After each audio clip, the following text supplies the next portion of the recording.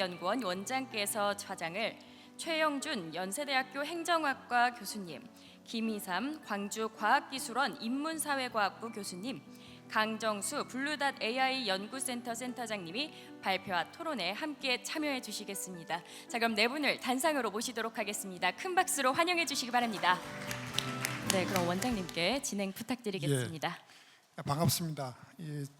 맛있게 점심 드셨는지 모르겠습니다. 오늘은 좀 점심 먹었지만 또 힘을 내서 좀 뭐랄까 우리 현재 그 인구 문제와 결부시켜서 교육에 어떻게 해야 될 것이냐 그런 주제를 가지고 지금 발표와 토론을 갖도록 하겠습니다. 저는 일단 아까 소개했던 한양대학교 이삼식입니다. 그리고 감사합니다. 그리고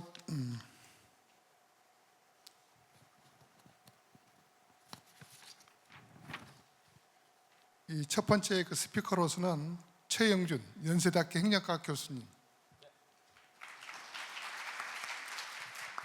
그리고 두 번째 그 연사로서 김희삼 광주과학기술원 인문사회과학부 교수님, 그리고 마지막 연사님으로서 강정수 블루닷 AI 연구센터 센터장님 되시겠습니다.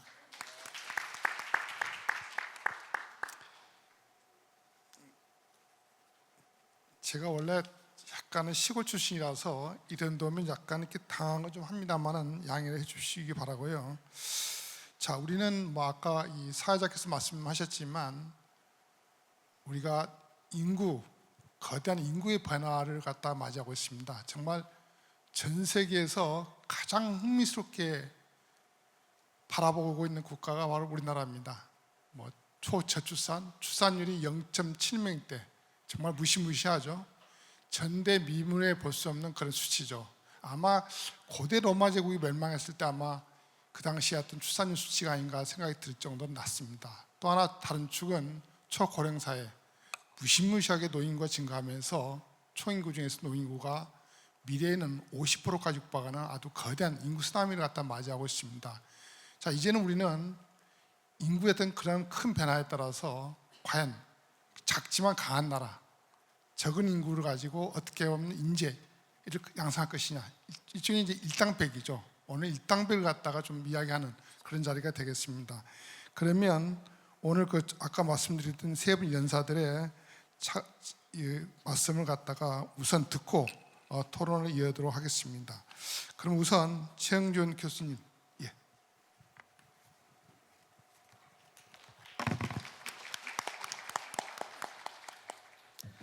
네, 감사합니다. 소개받은 최영준이라고 합니다. 오늘 점심을 먹으면서 우리 미국에서 오신 AI 전문가 교수님하고 잠깐 대화를 나눴습니다.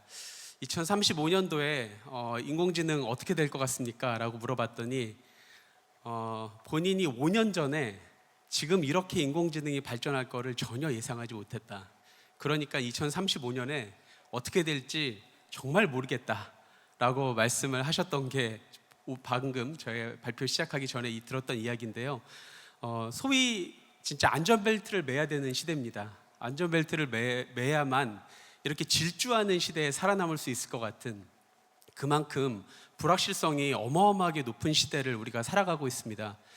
학자는 원래 과거의 그 정기적인 어떤 반복돼서 나타나는 패턴들을 발견해서 미래를 말하는 사람이 보통 학자거든요.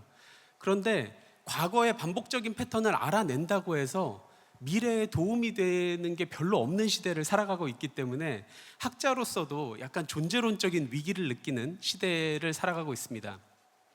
그러면 무엇이 이렇게 우리를 불확실하게 하는가를 생각해 보면 저는 크게 세 가지를 이야기하고 싶습니다. 어제 오늘 핵심 주제인 바로 이 디지털 전환, 디지털화, AX, DX라고 불리우는 디지털 인공지능이 한 파트에 있고요. 그리고 또 저희 세션의 주제이기도 한 급속한 인구 변화가 굉장히 또 중요한, 어떻게 보면 예상할 수 있지만 구체적으로 어떤 일들이 벌어질까에 대해서는 상당히 불확실한 측면이 있기도 합니다. 그리고 저희가 이번 우리 글로벌 인재 포럼에서 다룬 주제는 아니지만 기후 위기도 마찬가지로 너무나 중요한 이슈입니다. 과연 어떤 것 때문에 우리 미래가 더 불확실해질까? 정말 가늠할 수 없는 매우 막강한 세 가지의 존재라고 할 수 있겠습니다. 바로 이 세 가지를 어떻게 하면 지속 가능하고 공평하게 우리가 만들 수 있을 것인가에 대한 질문이 바로 삼중 전환이라고 하는 주제입니다. 삼중 전환은 인구 전환, 디지털 전환, 기후 전환을 더 지속 가능하고 더 공평하고 포용적으로 그리고 더 정의롭게 만드는 것을 목표로 하는 의도적인 과정이라고 할 수 있고요. 그래서 기회를 어떻게 하면 더 증대하고 적응력을 높이고 그리고 위험은 또 경감시키는 전략들을 어떻게 취할까를 우리가 고민해야 된다는 겁니다. 그럼 왜 이 세 가지를 함께 봐야 할까? 이게 인공지능 전략은 인공지능 전략대로 따로 가고 인구 문제는 인구 문제대로 따로 가고 기후 문제는 기후 문제대로 따로 갈 게 아니라 바로 이 세 가지를 우리가 잘 어떻게 움직이는지를 보다 보면 돌 하나를 던져서 세 가지를 한꺼번에 잡을 수 있는 전략은 없을까라는 고민을 해야 되는 시기라는 겁니다. 우리가 지금까지 인공지능에 대해서 계속 얘기를 하다 보면 야 큰일 났다, 미래에 일자리가 더 없어질 것 같아 라고 걱정을 하는데 어떤 인구 문제를 다루는 학회에 가면은 야 미래의 노동력이 이제는 애들이 안 태어나서 노동력이 없어 이런 걱정을 되게 많이 하는데 그러면 인공지능이 생기고 아이들 노동력이 줄어드는 걸 좀 합쳐보면 그러면 미래는 문제가 덜할까요? 이제 이런 문제 제기도 저희가 할 수 있을 거고요. 실제로 최근에 아세모글루 교수님이 쓴 논문에 인구 변화와 자동화라는 논문을 보면 고령화가 더 많이 되는 사회일수록 오토메이션, 자동화가 더 많이 일어나는 경향이 있다는 걸 발견하기도 했습니다. 이렇게 제가 다 일일이 설명드릴 수는 없지만 이 세 가지가 굉장히 복잡 다단하게 얽혀 있다는 겁니다. 그런데 이 세 가지가 얽혀서 우리를 위기에 빠뜨릴 수도 있고 세 가지가 잘 작용해서 그 세 가지가 우리에게 더 큰 기회를 가지게 할 수도 있다는 겁니다. 그렇기 때문에 그 방향을 찾아야 되는데 먼저 인구 전환의 관점에서 한번 말씀을 드려보겠습니다. 이미 인구 감소는 어떻게 보면 이미 예상된 경로라고 할 수 있겠습니다. 너무나 이 장기간의 저출산이 있었기 때문에 좀 쉽지 않은 부분이 있죠. 그러면 저출산이 돼서 뭐가 더 위험한 걸까요? 우리가 진짜 걱정하는 건 뭘까요? 아이들의 수가 적기 때문에 걱정하는 건가요? 아니면 일할 사람이 적기 때문에 걱정하는 건가요? 아니면 전반적으로 우리 경제가 위축될까 봐 생산성이 낮아질까 봐 걱정하는 걸까요? 아마 다양한 그런 걱정들이 좀 이렇게 함께 이렇게 얽혀 있는 문제라는 생각이 듭니다. 그런데 최근에 이제 저를 포함해서 또 여러 우리 학자분들이 이제 이야기를 하시지만 사실은 인구가 줄어들어도 이미 근로 연령대에서 일을 하고 있지 않으신 분들이 너무 많습니다. 특히 여성의 고용률은 우리가 선진 국가들보다 굉장히 낮거든요. 그래서 여성의 고용률이나 청년의 고용률이나 우리 어르신들의 고용률을 조금만 높여도 사실 당분간 노동력에 문제가 없다라는 그런 추계 같은 결과들도 나오고 있습니다. 그러면 이렇게 늘어도 우리 생산이 너무 줄어들까 봐 걱정이다. 물론 그럴 수도 있습니다. 하지만 우리가 오늘 인공지능 얘기하고 여러 가지 이야기를 하고 있는데 만약에 10명이서 10개의 빵을 생산하다가 5명이 돼도 5명이 50개의 빵을 휴머노이드와 함께 생산할 수 있으면 사실은 생산 문제도 그렇게 큰 걱정은 아닐 수도 있다는 거죠. 그러면 사실 어떻게 보면 일할 사람의 문제도 물론 존재하고 생산성의 문제도 존재하지만 그러면 누군가가 생산했을 때 이거를 우리 사회에서 함께 나눠 가지려고 할까라고 하는 재분배 문제도 동시에 굉장히 중요한 문제라고 할 수 있습니다. 그러니까 지금까지 어떻게 보면 우리가 물론 인구의 양은 중요합니다. 그게 중요하지 않다라는 말씀을 드리는 건 아니지만 양을 바라보는 관점에서 어떻게 인구의 질이라고 하는 관점으로 시선을 전환시키고 또 동시에 그들이 살아가는 사회의 질을 더 좋게 만들어서 우리가 조금 더 불확실성을 줄이고 모두가 안정적인 그런 지속 가능한 사회를 만들어갈 수 있을 것인가에 대한 고민이 함께 필요하다라는 겁니다. 실제로 유럽의 국가들의 사례를 보면 지난 한 40년 동안 고령화율은 굉장히 빠르게 증가를 했지만 15세 이상의 고용률이 떨어진 국가는 거의 없습니다. 왜 고령화율이 이렇게 빠른데 왜 고용률은 안 떨어질까? 그것은 그만큼 많은 여성들이 노동시장에 나오고 그리고 예전보다 더 늦게까지 일하고 하기 때문입니다. 그러니까 이런 노동력의 문제도 있고요. 일본은 여러분들 잘 아시다시피 고령화가 엄청나게 전 세계에서 가장 빠른 국가죠. 그러면 고령화가 엄청 빠르면 그 재능, 탤런트가 막 줄어드는가를 생각해 보면 물론 매우 작은 예입니다만 하계 올림픽의 메달 개수를 보면 일본은 가장 고령화가 되는 그 시기 동안 메달 개수가 계속 증가하는 모습을 보고 있습니다. 그러니까 결과적으로 어떻게 하느냐가 중요하다. 우리 손에 상당히 많이 달려 있다라는 이야기를 할 수 있겠습니다. 그러면 더 많은 사람들이 고용을 하고 더 많은 사람들이 생산에 참여하고 생산성이 증가하고 이런 것들의 인구의 질이 우리 한국 사회도 좋아지고 있는가라고 하는 질문을 던질 필요가 있을 것 같은데요.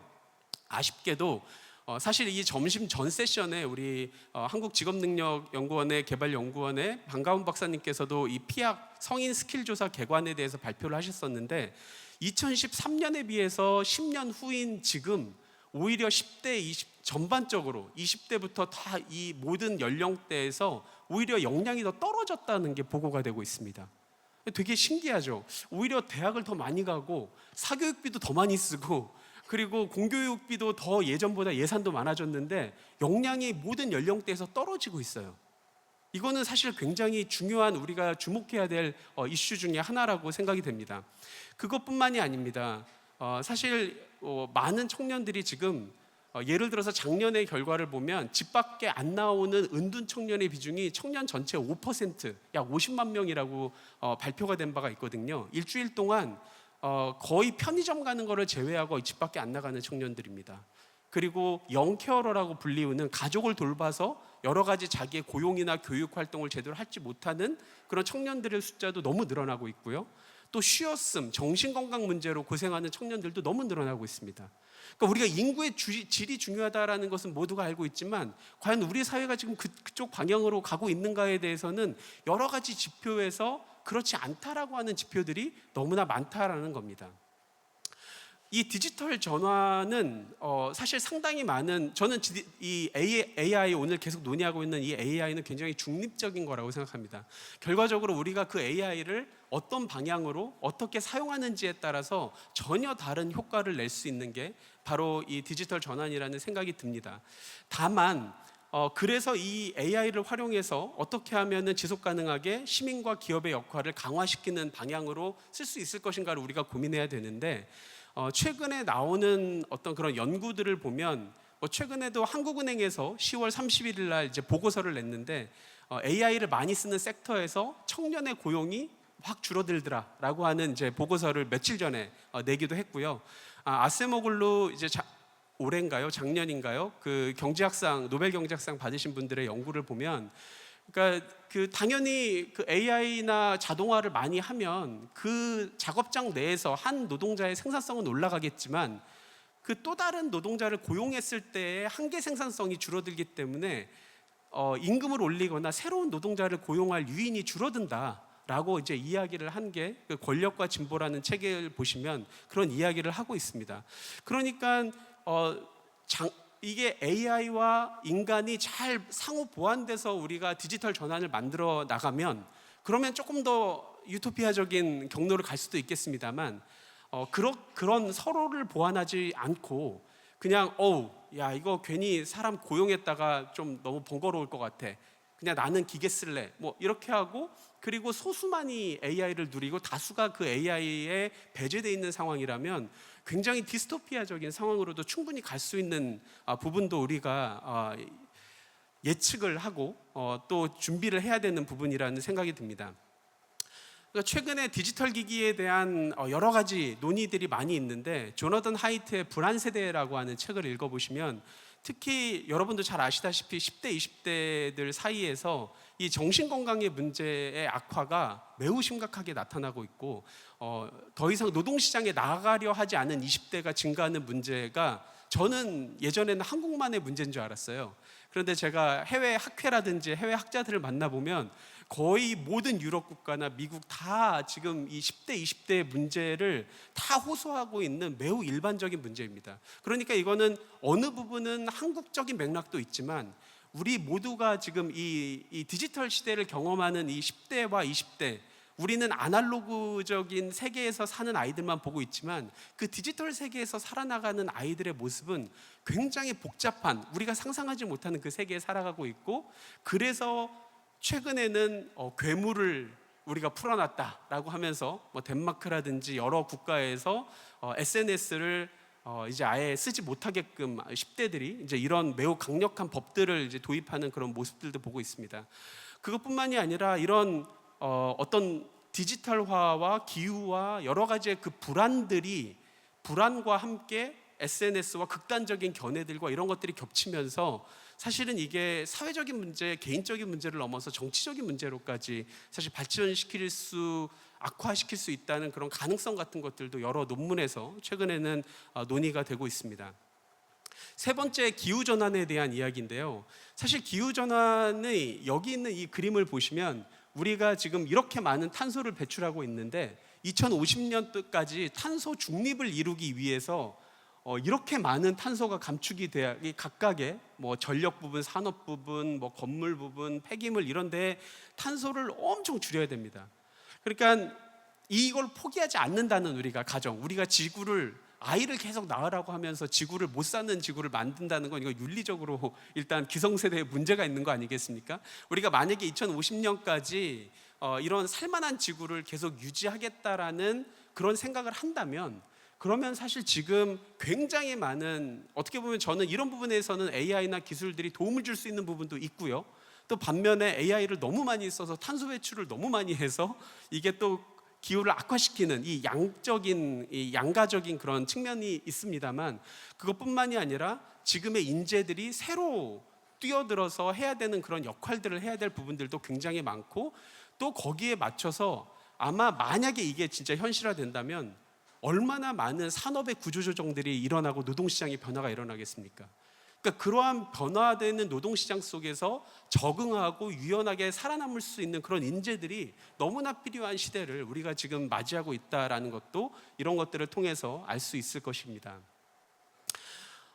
그래서 이제 그러면 앞으로 이런 여러 가지 지금 삼중전환 시기에 그렇게 좋아 보이지 않는 여러 가지 환경이 있다라는 것입니다.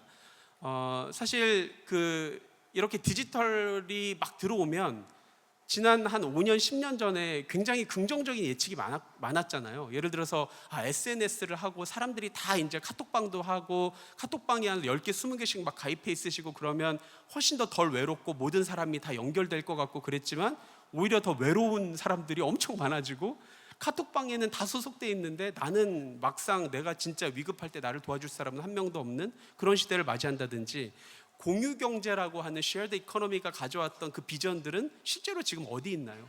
사실은 불완전한 플랫폼 노동자만 잔뜩 양상한 모습이라든지, 블록체인이 가져올 민주주의의 새로운 가능성 같은 것도 그냥 투기의 대상으로 코인 같은 걸로 그냥 다 환원이 돼버리는, 그러니까 결과적으로 지금부터 시작하는 본격적인 AI 혁명도 우리가 어떻게 이 AI 혁명을 어떤 방향으로 이끌 것인지에 대한 여기 앉아 계신 분들의 공유된 비전이 없으면 이것도 이거 이렇게 할 수 있어, 저렇게 돼서 우리 엄청 좋아질 거야 라는 말은 많겠지만, 10년 후에 만약에 10년 후에 우리 글로벌 인재 포럼을 했을 때 과연 10년 전에 우리가 얘기했던 그 낙관주의가 과연 어디 있냐라는 질문을 어떤 스피커, 저보다 더 젊은 스피커들이 그때 그 선배들은 이렇게 얘기했다라고 얘기할지도 모릅니다.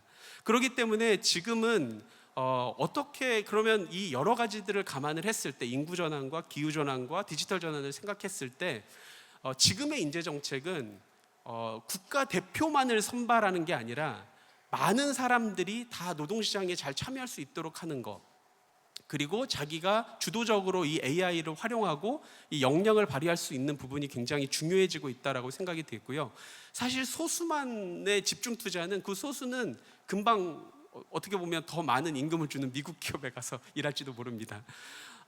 그만큼 벤치에 앉아 있는 사람도 지금 필드에서 뛰는 친구들만큼의 역량을 가지고 있는 그런 교육 환경과 인재 정책을 어떻게 만들 것이냐가 너무 중요한 시기라는 거고요. 그리고 또 다양한 세대, 그리고 기계, AI, 이주민, 정말 다양한 사람이나 AI들과 함께 협업할 수 있는 그런 협업의 능력을 가지고 있는 인재, 그리고 명목지가 아니라 암묵지가 높은 인재들, 그리고 비판적 사고를 가진 인재들, 그리고 글로벌 관점에서 일할 수 있는 인재들, 이런 인재들이 필요하다는 것입니다. 그리고 이것을 위해서 바로 정치 행정제도, 단순하게 이런 문제를, 인재 정책을 교육제도 하나를 바꾸면 잘 될 거야, 이렇게 생각하는 건 다 동의하시겠습니다만 가능하지 않다라고 생각됩니다. 사회 경제적인 정책이 그 아이와 사람이 있는 그 가족을 또 지지를 해주고, 그리고 그 개인이 살아나가고 도전할 리스크를 테이킹할 수 있도록 만드는 어떤 사회 경제적인 제도들, 그리고 포용적인 정치 행정 제도들, 이런 것들이 함께 있을 때 이렇게 말씀드렸던 강한 인재를 위한 정책이 가능하지 않을까라는 생각이 듭니다. 몇 년 전에 있었던 벌써 한 5년 됐나요? 그때 뉴욕 타임스의 그 기사 제목이 로스트 아인슈타인이라고 하는 제목이었는데, 미국에서 이 아인슈타인이 될 만한 아이들을 손가락 사이로 자꾸 다 이게 빠뜨리고 있다.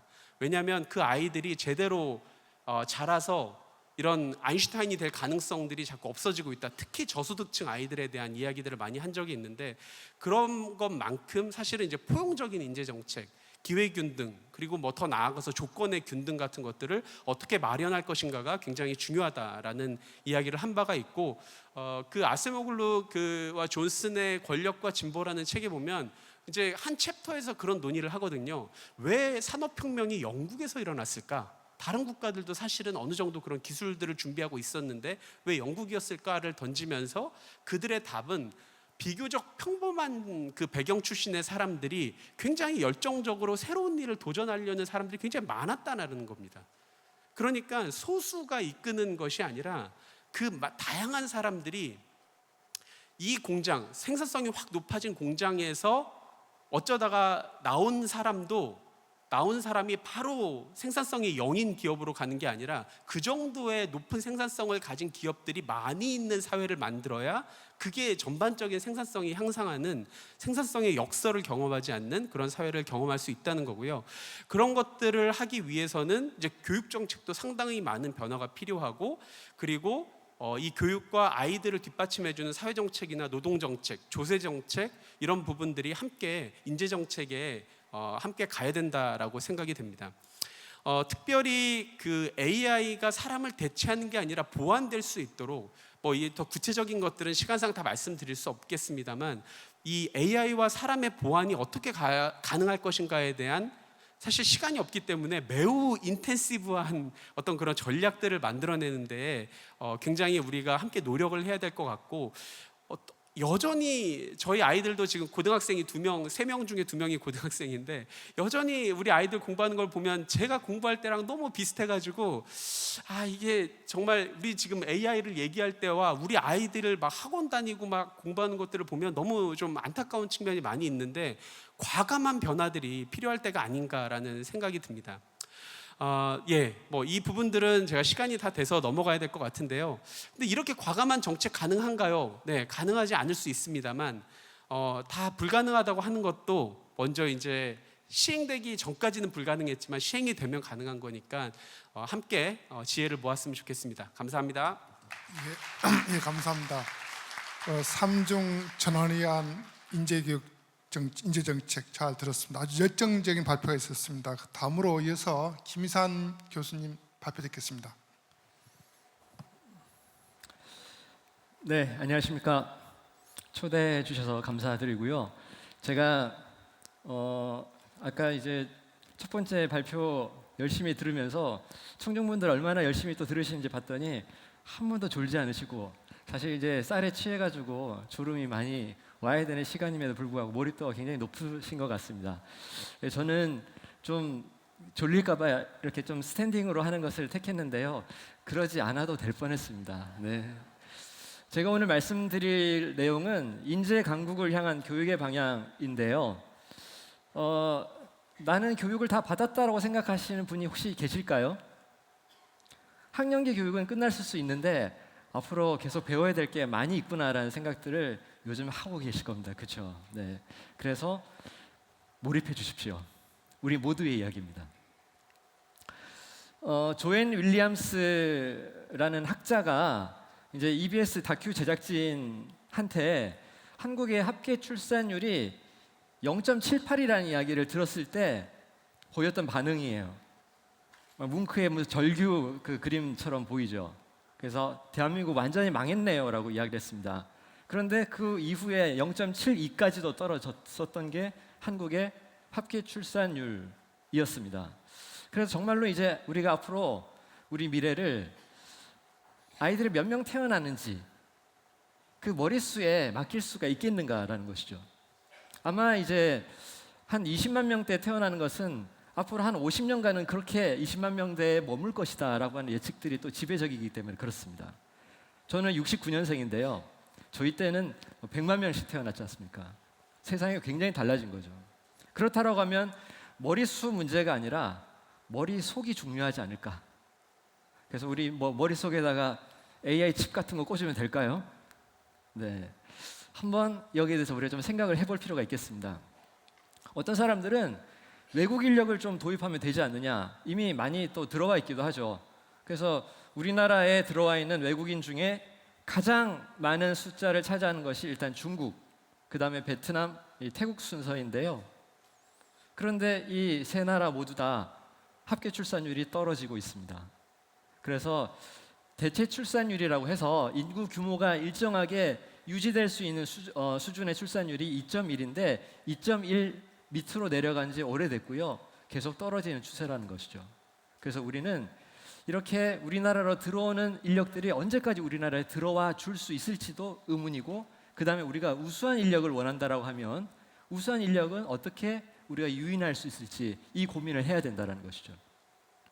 공교롭게도 중국, 베트남, 태국 다 보면은 식당이라든지 무슨 마사지 샵이라든지 이런 데서 또 많이 만날 수 있는 분들이죠. 네. 그러나 앞으로 이쪽에 우수한 인재들을 우리가 어떻게 유인하실 것인가, 이런 것도 고민이 필요할 겁니다. 그러나 이들도 이제 인구에 대한 고민은 양적인 고민도 벌써 시작됐다라는 것이죠. 네. 자, 그리고 왜 이렇게 청년들이 결혼하고 특히 출산하는 것을 꺼리게 됐는가? 이거는 산불 심리가 있다라고 이야기할 수 있겠습니다. 산불이라고 하면 일단 아이를 낳으면 노동시장 경쟁에서 불리해진다. 그 다음에 시간과 돈이 부족해진다.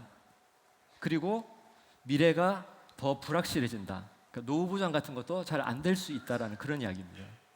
그러니까 이런 불안 심리, 이런 두려움이 사실 아이를 낳아서 기르는 것을 주저하게 만든다라는 것이죠. 그러면 이걸 어떻게 극복할 것인가? 사실은 이게 개인의 문제에만 맡겨놔서 될 일은 아니다라는 겁니다. 왜냐하면 사회적인 혹은 사회 구조적인 문제로 이 두려움들이 시작됐기 때문에 여기에 대해서는 사회적인 처방이 필요하다는 것이죠. 그래서 사회적인 투자가 필요하고 그 다음에 인식의 전환도 필요하다. 인식의 전환은 본인뿐만 아니라 주변 사람들의 인식, 직장 사람들의 인식, 이런 전환들이 다 필요하다는 것이죠. 그래서 사실 제도는 있지만 육아휴직법, 우리 제도들이 잘 갖춰져 있습니다. 그래서 아빠도 이제 육아휴직하는 사람들이 생겨나고 있고요. 그런데 여전히 불문율처럼 사내 눈치법이라는 것이 굉장히 강하게 작용하고 있습니다. 눈치가 보여가지고 제대로 말을 못 꺼내는 것이죠. 그리고 엄마 직장인 같은 경우에는 아빠 직장인보다도 첫 아이를 낳고 난 다음에 임금 소득이라든지 고용률이라든지 남성과 여성의 차이를 보면은 아무래도 엄마가 더 지금 불리하게 지금 그 불리함을 안을 수밖에 없는 그런 상황인 거죠. 지금 이제 이 통계는 이제 일본 통계인데요. 우리도 비슷하게 분석을 해보면 아마 유사한 결과가 나오지 않을까라는 생각이 듭니다. 자, 그리고 우리를 또 두렵게 하는 것이 무엇이냐라고 했을 때 아마 청년들도 어렸을 때부터 많이 들어왔을 법한 이야기입니다. 너 공부 안 하면 나중에 이런 말이죠. 그만큼 우리는 나중에 다음에 뭐가 나왔을까요? 직업 귀천 의식에서 이 바탕을 이루고 있는 아마 저렇게 고생하면서 산다라고 하는 그런 것들을 많이 이야기를 했을 거예요. 실제로 직업 위세라고 사람들이 이 직업에 대해서 얼마나 권위나 중요성, 가치, 존경을 갖고 있는가를 가지고 여러 가지 직업들을 비교해 보면 우리나라는 국회의원의 위세를 사람들이 제일 높게 평가하고, 그리고 건설 일용 근로자의 위세를 가장 낮게 평가하는데 이건 뭐 다른 나라랑 비슷할 수도 있다라고 하지만 우리는 그 격차가 가장 크게 나타난다는 거죠. 귀천의식이 강하다는 것입니다. 자, 그러다 보면 그러면 너는 우리 사회에서 성공 경로에서 성공의 쪽으로 올라타려고 하면은 일찍부터 앞서가야 돼. 그래서 4세 고시, 7세 고시라는 말 들어봤죠. 영어 유치원, 영유부터 시작하는 겁니다. 이 사교육 경쟁에서 우리는 얼마나 행복할 수 있을까? 사실 영유 보내려고 하면 요즘 부모님도 레벨 테스트를 받아야 되고 뭐 부모님 IQ가 얼마예라는 그런 질문까지 이렇게 받아야 되는 상황이라고 이제 뉴스에도 보도가 되고 있죠. 자, 이제 이게 얼마나 국가 경쟁력에 도움이 될까? 빨리 이렇게 좀 영어가 이 AI에 의해서 완전히 필요 없는 세상이 되어야지 이 영유 강박에서 우리가 벗어날 수가 있을까요? 실제로 우리가 이렇게 사교육비를 많이 써왔는데 사교육비는 요즘 굉장히 크게 급증하고 있습니다. 아이들 숫자는 줄어드는데 그러면 아이들의 실력은 올라갔냐라고 했을 때 뭐 성인 영역뿐만 아니라 우리나라의 국가 수준 학업 성취도 조사에서도 기초학력 미달 학생은 증가했고요. 그 다음에 보통 학력 이상은 사교육비가 늘어나는 그 시기에 오히려 감소했습니다. 그럼 도대체 돈 다 어디다 쓰고 있냐라는 것이죠. 왜냐하면 지금 우리나라의 사교육 경쟁이라는 것은 일점 집중형 피라미드형 경쟁인데 그 경쟁의 정점이 어디입니까? 제일 꼭대기가 의대입니다. 의대. 그래서 전국의 의대를 갖다가 다 한 바퀴 돌고 나서야 그제서야 우리의 미래라고 생각할 수 있는 과학기술 분야에 아이들이 가고 있다는 것이죠. 그런 변화가 한국 사회에 일어났다는 것이죠. 그리고 이 와중에 우리는 뭐 피사 테스트 같은 걸 통해 가지고 15세 아이들의 학업 성취도는 뭐 우수한 편이라고 아직도 이야기할 수 있지만 아까 최영준 교수님도 말씀하셨듯이 지금 피아 결과를 보면 성인의 역량은 OECD 평균보다 오히려 떨어집니다. 뭐 수리력, 문해력, 뭐 컴퓨터 기반 문제 해결력 면에서 다 마찬가지예요. 그러니까 인적 자본이 조로하고 있다는 것이죠. 그리고 우리의 능력은 중간 밀집형이에요. 그러니까 아까 이제 이 머릿수가 줄어드는 것을 머릿속 어떤 인재 우수성 질로서 우리가 좀 극복해야 되지 않는가라고 했을 때 그러면 최상위 인재가 늘어나야 되는데 최상위 인재도 비율이 적다라는 것입니다. 특히 성인기에는 그렇다는 거죠. 그 똑똑한 아이들은 다 어디로 갔을까요? 여러분은 지금 성인으로서 계속 공부하고 계십니까? 하신다면 무엇을 위해서 어떤 공부를 어떻게 하고 계십니까? 이 질문을 우리는 계속 던져봐야 됩니다. 자, 그래서 우리 사회 교육 시스템에 문제가 있구나.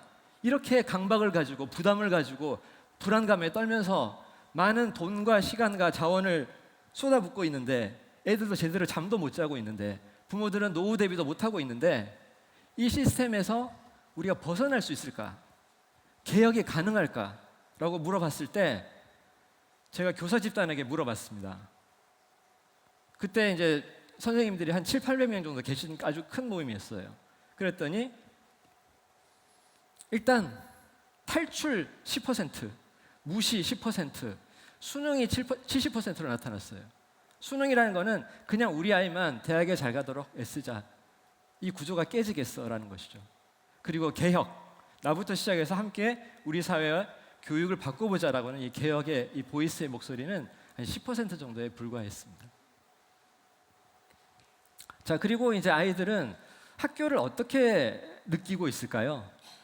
함께하는 광장, 거래하는 시장, 사활을 건 전장 중에서 고등학교가 어떤 이미지에 가장 가깝다고 여러분은 생각하시나요? 제가 대학생들한테 물어봤어요. 그랬더니 4개국 대학생 각 1000명씩 4000명 조사한 결과가 이겁니다. 사활을 건 전장이라고 응답한 한국 대학생이 80.8%였어요. 다른 나라에서는 찾아볼 수 없는 비율이었습니다. 학교는 전쟁터라는 거죠. 내신 등급을 받기 위해서. 그리고 제가 지금 재직하고 있는 지스트 인근에 일반 고등학교가 하나 있어요. 비아 고등학교라고. 그 학교하고 요즘 이렇게 협력 연구를 하고 있습니다. 그래서 전교생 대상으로 고등학교 이미지를 물어봤더니 그래도 그 학교에서는 한 55%가 함께하는 광장이라고 자기 학교 이미지를 이야기했어요. 뭔가 희망이 보이나요? 학교는 원래 좀 그래야 되는 곳이 아닌가라는 생각이 들죠. 그런데 이 아이들도 상대평가 체제하에서 강박을 갖고 있는 걸 이 설문을 통해서 확인했습니다. 제가 두 가지 상황 중에서 하나를 택해야 된다면 어떤 쪽입니까? 나를 포함해서 우리나라 학생들의 인성 수준이 모두 2배로 향상된다. 나는 그대로 있는데 나를 제외한 우리나라 학생들의 인성 수준이 절반으로 퇴보한다. 여러분 뭘 바랄 것 같아요? 당연히 1번이겠죠. 아이들도 그렇게 응답했습니다. 비하고등학교 아이들이. 그런데 이렇게 물어봤어요. 인성 수준이 아니라 학업 능력에 대해서. 그랬더니 학업 능력에 대해서는 나는 그대로 있고 다른 아이들은 그냥 반으로 떨어졌으면 좋겠다 라고 하는 응답이 거의 절반, 한 40% 넘게 나타났다는 거죠. 그래서 정말 우리는 진실로 인재 강국을 원하고 있는가라는 겁니다. 그냥 내가 그냥 등급 높게 받는 거를 또 원하는 그런 사회로 아이들을 몰아가고 있는 거 아닌가라는 거죠. 그러면 이제 우리 교육은 어떻게 가야 되는가라고 했을 때 그동안 이제 우리는 I자형 인재를 키워왔어요. 야, 계속 이제 애를 무슨 경주마처럼 딴 거 못 보게 하고 이것만 파라는 식으로 해왔죠. 그게 이제 I자형 인재입니다. 그러니까 뭐 무식한 공돌이라는 소리도 들었고, 그다음에 과학기술을 아무것도 모르는 그냥 뭐 문송합니다 뭐 이런 이야기도 들었었고요. 그런데 이제 IT 업계에서도 T자형 인재가 필요하다고 해요. 코딩만 잘해가지고 안 되고 협업이 가능하고 뭐 접점을 좀 가질 수 있어야 된다. 그래서 T자형 인재를 키워야 된다고 했는데 사회가 너무 급변하고 있고요. 또 많은 것들을 알아야 되고 그다음에 또 쉽게 알 수 있는 세상이 됐습니다. AI의 도움을 또 받기도 해가지고요.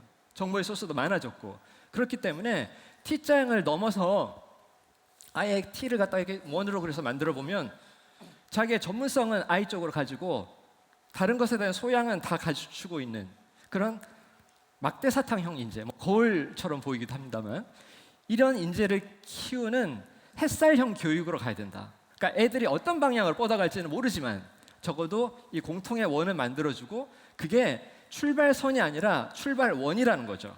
출발선은 어떤 동일한 목표, 욕망을 향해 가지고 그냥 직진하는 속도전을 하게 만드는 일점 집중형 피라미드 경쟁입니다. 이래서 안 된다라는 겁니다. 여러 방향으로 가면은 다 저마다 1등을 할 수가 있는 건데 그런데 왜 한 방향으로만 애들을 몰고 갔냐라는 것이죠. 자, 그리고 이제 우리는 너무 입시에 집중이 되어 있었습니다. 그래서 교육 자원들이 뭐 초중등 특히 대입 직전까지 집중되어 있고요. 그러니까 이제 대학에 대한 고등교육에 대한 투자도 부족하고 또 대학생들은 목표 상실로 놀아버려요. 불안해하면서도. 그래서 성인기에는 또 투자가 더 필요합니다. 재직자 훈련도 필요하고 리스케일링이나 아니면 업스케일링이 필요하다는 것이죠. 그래서 입시 집중형에서 평생 학습형으로 대전환하는 것이 필요하다는 것이죠. 그 다음에 이거를 이제 생애 주기적으로 보게 되면 우리는 그동안 학교 다니는 동안 배우고 그 다음에 성인기에 일하고 그리고 은퇴한 이후에야 좀 지루한 여가를 이렇게 보내는 그런 생을 살아왔어요. 그런데 이제 이거를 직렬 구조가 아니라 병렬 구조로 만들어야 된다는 겁니다.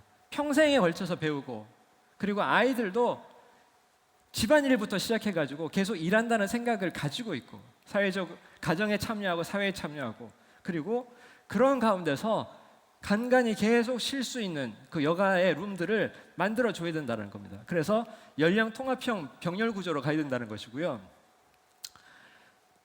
저희 이제 장모님이 장인어른 지난 1월에 돌아가시고는 혼자 되셨는데 이제 구순 바라보고 계시거든요.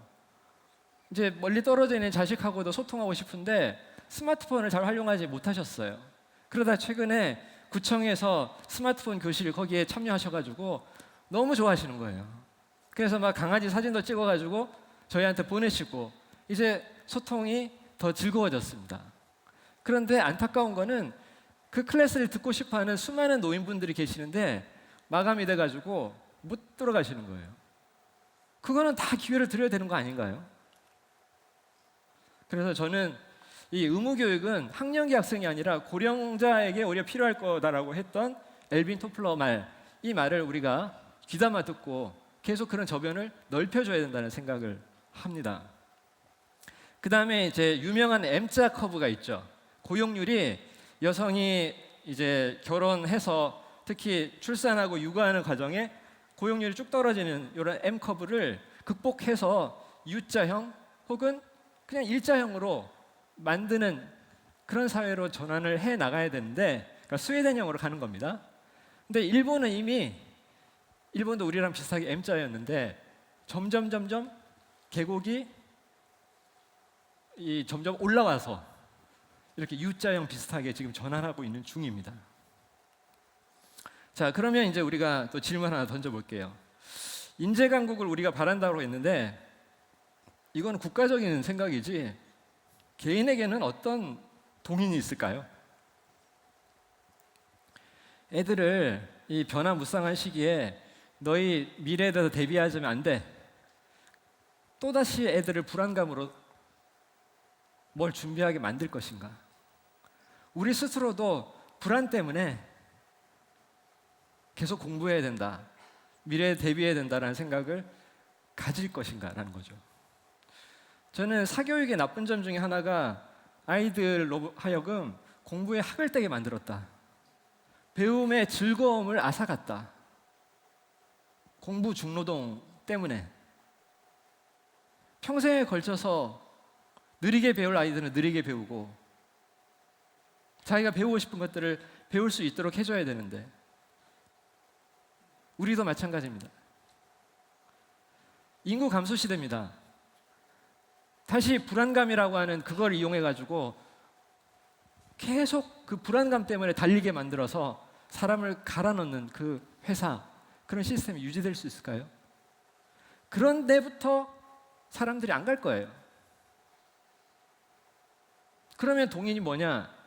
저는 당연한 얘기처럼 들리지만 행복이다라는 겁니다. 행복감이 높아지면 생산성이 향상된다는 것이 연구 결과를 통해서도 밝혀진 바 있어요. 하다못해 아주머니들 부업하실 때 옛날에 같이 부업하는 중에 굉장히 재미난 말로 웃기는 아줌마 있으면 힘든 줄도 모르고 인형 눈깔 엄청나게 빠른 속도로 다들 붙입니다. 그리고 행복하면 사람들이 건강 수명도 늘어난다라는 그런 연구 결과도 있었습니다. 모두 다 인구 감소 시대에 필요한 것이에요. 생산성이 높아지고 건강 수명이 늘어나야 되는 거죠. 그래서 우리는 그동안에는 사람들이 돈 하면서 경제자본에 몰두했다면 우리는 그걸 위해 가지고 사실은 인적자본, 학력, 학벌을 쌓으려고 했었거든요. 근데 거기에 그쳐서는 안 되고 사회자본과 심리자본이 중요하다. 오늘 여기 오신 것도 다 인연인데 옆 사람하고 인사 한 번씩 나누세요. 안녕하세요 한번 해보세요. 네. 아이들한테도 이런 시간이 필요합니다. 그리고 불안해하지 말고 뭔가 이렇게 변화의 슬라이드를 탔다, 서핑을 한다라는 생각으로 새로운 문명이 생길 때마다 거기서 내가 주역이 한번 되어보자, 이런 자존감, 자신감, 낙관주의를 가질 수 있도록 만들면 어떨까? 그리고 작은 실패에도 다시 일어설 수 있는 회복 탄력성, 이런 거를 기르게 하는 교육이 필요하다는 것이죠. 그래서 이게 마지막으로 제가 제안 드리는 겁니다. 이 장면은 제가 지금 이번 학기에도 하고 있는 행복의 조건이라고 하는 이 지스트의 수업이고요.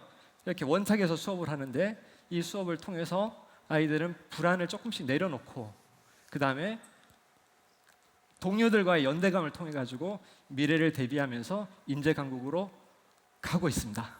여기까지입니다. 고맙습니다. 예. 김상 교수님의 햇살행 교육, 병렬행 교육, 심리 자본 이런 교육을 갖다가 아주 열정적으로 말씀드렸습니다. 그럼 마지막 스피커로서 강정수 센터장 말씀 듣겠습니다. 바로 진행을 하겠습니다. 제가 준비해온 내용이 많아서 좀 빠르게 진행되더라도 좀 이해해 주시고, 먼저 우선 한국의 도전 과제를 말씀드리기 전에 AI 경제가 무엇인지 좀 말씀을 드리려고 합니다. AI 경제에 대해서 많은 분들이 얘기를 하고 있습니다. 또는 AI 시장에 대해서 얘기를 하고 있는데요. 많은 사람들은 이것에 대해서 기술에 집중하다 보니까 디스토피아적인 얘기를 많이 합니다. AGI가 만들어지면 인간의 일자리가 어떻게 될 것인가? 뭐 또는 스카이넷으로서 인간을 괴멸시킬 것이다 이런 얘기를 하고 있고, 또 반대적으로는 유토피아적인 얘기를 하는 거죠. 이거는 사실 경제를 얘기하는 것이 아니라 기술 그 자체에 대한 인간의 상상력이라고 볼 수가 있습니다. 젠슨왕은 이러한 상황을 갖다가 아이폰 모멘트라고 얘기를 하고 있습니다. 아이폰 모멘트는 2007년 스티브 잡스가 1월 달에 아이폰을 발표하면서 세상을 바꿨던 흐름들, 즉 모멘트라고 나오면은 원 프로덕트나 원 서비스가 세계 경제 전체를 바꿀 때 우리가 이것을 모멘트라고 얘기를 하고 있습니다. 2007년 아이폰이 처음에 나왔을 때 많은 사람들이 그렇게 놀라지 않았습니다. 처음에 제가 당시 저는 독일에서 공부를 하고 있었는데요.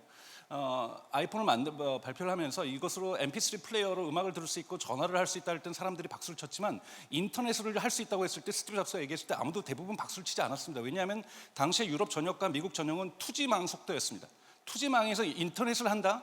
많은 사람들이 이렇게 받아들이지 않았어요. 한국은 2011년 늦게 들어왔기 때문에 대단히 그걸 자연스럽게 받아들였지만 그렇게 받아들이지 않았습니다. 그렇기 때문에 당시에 1위 사업자였던 노키아의 피처폰 사업자 1위 사업자의 노키아의 주가가 무려 1년 사이에 90%나 쉽게 얘기해서 떡상합니다. 많은 전문가들이 노키아가 계속해서 지배적인 사업자가 될 거라고 생각을 했던 거죠. 근데 언제부터 내려가냐면 앱스토어가 1년 6개월 뒤에나 출시하게 됩니다. 사실 한국은 앱스토어가 같이 들어왔기 때문에, 구글 플레이어가 들어왔기 때문에 이것이 떨어져 있었다는 것을 이해할 수 없으시겠지만 처음에 이렇게 다르게 있었죠. 그래서 앱스토어의 앱이 본격적으로 폭발적으로 증가하면서 사실상 글로벌리 스마트폰은 대중화 시대를 겪게 됩니다. 그래서 앱 생태계 형성되면서 대중시장을 형성한 거죠. 여러분들이 기변을 했는데 거기에서는 인스타그램을 사용할 수 없고 카카오톡을 사용할 수 없고 유튜브를 사용할 수 없고 쿠팡을 사용할 수 없다라면 아무도 여기서 기변을 하지 않을 거라고 저는 생각하고 있습니다. 앱은 스마트폰을 쓰는 궁극의 목적이라고 볼 수가 있는 거고요. 지금 그렇다면 AI에 있어서 우리는 어떠한 애플리케이션을 쓰고 있는가에 대한 질문을 던질 수가 있습니다. 그러면서 사실 커뮤니케이션에 카카오톡을 쓰고 또는 소셜미디어를 쓰고 SNS를 쓰면서 우리의 커뮤니케이션은 근본적으로 바뀌었고요. 음악을 듣거나 동영상을 보거나 미디어 소비 습관도 바뀌었고, 또 배달의 민족이나 쿠팡이츠나 또는 네이버 스토어나 이러한 이커머스 부분이 활성화되면서 우리의 커머스의 습관이 변했고, 그리고 이제는 얼굴만 들이대면 뱅킹, 음악, 돈을 보낼 수 있는 뱅킹 습관들이 변했습니다. 이렇게 뉴 비헤이비어가 소비자들에게 절대적으로 생긴 것, 이것이 가장 앱이 갖고 왔던 특징이라고 볼 수가 있는 거고요. 클레이 셔키는 뉴욕대학교 사회학국에서 뭐라고 얘기했냐면 테크놀로지컬 레볼루션, 기술혁명은 곧 이코노믹 레볼루션입니다. 경제혁명, 이 산업혁명은 doesn't happen, 일어나지 않았다. 뉴 테크놀로지, 새로운 기술에 의해서 일어나는 것이 아니라 이 기술이 인간 행동을 변화시킬 때, 뉴 비헤이비어를 만들 때 비로소 일어났다고 주장하고 있습니다. 그렇다면 지금 AI 모멘트가 왔냐 안 왔냐, 젠슨왕이 얘기한 것처럼 너무나도 이거는 어려운 일이 아닙니다. 학술적으로 분석할 수 있는 것이 아니라 여러분들에게 스스로가 여러분들에게 질문하고 답변할 수 있습니다. 여러분 AI가 없으면 업무를 못 하시겠습니까? 여러분 AI가 없으면 커뮤니케이션이 어렵습니까? 여러분 AI가 없으면 미디어 소비가 어렵습니까? 여러분 AI가 없으면 커머스가 안 되고 돈을 보내기가 어렵습니까? 만약에 여기다가 yes라고 한다면 AI 모멘트가 온 것이고 no라고 한다면 대부분 no라고 얘기하실 거라고 저는 생각이 듭니다. 저도 오고요. 그러면 AI 모멘트는 오지 않은 겁니다. 아직 AI 경제는 우리 곁에 와 있지 않은 겁니다. 인프라스트럭처에 대한 어마어마한 투자가 일어나고 있지만, 천문학적인 투자가 일어나고 있지만, 하지만 우리가 정말로 AI 모멘트가 온다면 여기에 여러분 yes라고 대답할 때 인류가 얼마나 많이 변하겠습니까? 스마트폰을 두고 여러분들 출근하다가 다시 돌아옵니다. 결코 회사로 바로 가지 않습니다.